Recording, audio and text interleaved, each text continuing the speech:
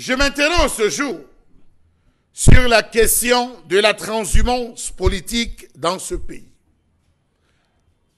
Comment comprendre la croissance du phénomène de la transhumance sur la scène politique camerounaise aujourd'hui?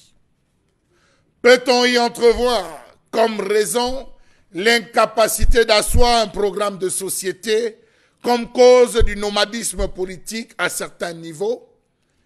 Que recherchent ces transfuges politiques? Comment comprendre cette plus que trop transhumance qu'ont nos politiques dans ce pays? Comment comprendre la croissance de ce phénomène de transhumance sur la scène politique camerounaise qui va de pair avec la rareté manifeste des abris politiques confortables pour les militants exigeants ou insatisfaits? Quelles sont les raisons qui justifient cette plus que trop migration politique et quel est le poids même politique des acteurs qui ont recours à cette pratique au Cameroun? On compte des personnes qui ont bougé 1, 2 à 3 fois d'un parti politique vers un autre parti politique. Ils font des allers-retours. Ils sortent, observent, fuient et reviennent. Ils vont décidant de partir définitivement et après ils reviennent sur leur pas avec des alliances et avec des démissions complètes.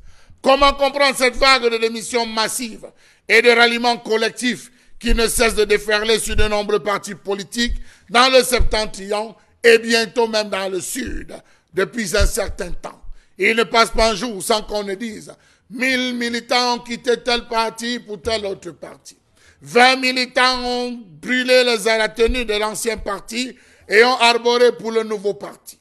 Où situer les raisons de cette transhumance politique et du poids réel des acteurs qui recourent à ce phénomène? Que ce soit au Rassemblement démocratique du peuple camerounais, à l'Union nationale pour la démocratie et le progrès, au Front du salut national pour le Cameroun, ou encore dans les rangs du social-démocratique Front, MRC. Aucun parti politique n'échappe à ce goulot qui étrangle le jeu politique au Cameroun. Était-ce un jeu? Était-ce une stratégie? Dans tous les cas, les gens veulent comprendre. Comment comprendre le fait pour cette transhumance politique d'avoir lieu à des moments où il y a soit consultation électorale, soit nomination en vue? Comment comprendre que les transhumants politiques camerounais donnent l'impression qu'il n'y a point de salut en dehors d'une proximité avec le pouvoir en place? Comment comprendre qu'un parti né sur des bases solides, avec des objectifs bien clairs de conquête et d'exercice de pouvoir, se saborde, se fasse phagocyter? Comment ne pas y songer au regard de toute cette agitation dont sont victimes nos compatriotes et qui les portent spontanément lorsqu'ils ne sont pas guidés par les conseils de leurs parents, de leurs amis, de leurs marabouts sur les berges du parti dominant? Comment comprendre que l'on puisse dans de telles conditions bâtir une nation lorsque les fondations restent chevillées à des convictions frivoles, ballottées au gré du vent? Aujourd'hui, nous sommes dans tel parti. Demain, on n'est pas d'accord. On va créer son propre parti. Après-demain, on fait alliance avec le parti qu'on a quitté. Et le surlendemain, on décide d'aller une fois dans le parti, abandonnant les militants, abandonnant ses propres convictions. Comment comprendre que nos fameux courtiers de la politique se révèlent comme des bretteurs qui excellent dans l'art de porter des coups de Jarnac et d'avoir des réponses à tout? Comment comprendre ces requins qui pullulent au milieu des sardines, se cantonnant ainsi dans une logique de sauvegarde personnelle qui ne fait pas dans le détail pour avaler les oranges, va-t-on dire, les plus faibles? Suivez mon regard. Comment comprendre tout ce nomadisme politique de ces individus qui, au moment de leur départ, sont des figures stratégiques de leur parti? Comment comprendre que ces mouvements s'accompagnent le plus souvent de déballage, de révélations de secrets des partis que l'on quitte, voire même des règlements de compte entre individus? J'ai dit, je vais dire. Je vais dévoiler. Mais lorsqu'on donne le micro, c'est le vent qui passe. Comment comprendre ces multiples retournements de vestes et courses effrénées vers le privilège dans les rouages des institutions républicaines? Comment comprendre que chez nous au Cameroun, la transhumance politique est révélatrice, autant pour moi, de la dévolution du pouvoir comme moyen de contrôle et de redistribution des ressources? Comment comprendre quelle est la conséquence de la défaillance des partis politiques, la Libye par excellence des valeurs africaines de démocratie consensuelle? comment comprendre toutes ces raisons évoquées par les transhumants? Il n'y a personne en face puisqu'il n'y a pas coalition. Ils ont refusé de coaliser, eh bien je m'en vais. Il n'y a pas de consensus possible, je préfère tenir. Avant le vouri, il y a les bras du vouri. Ce sont ces bras qui se jettent dans le vouri.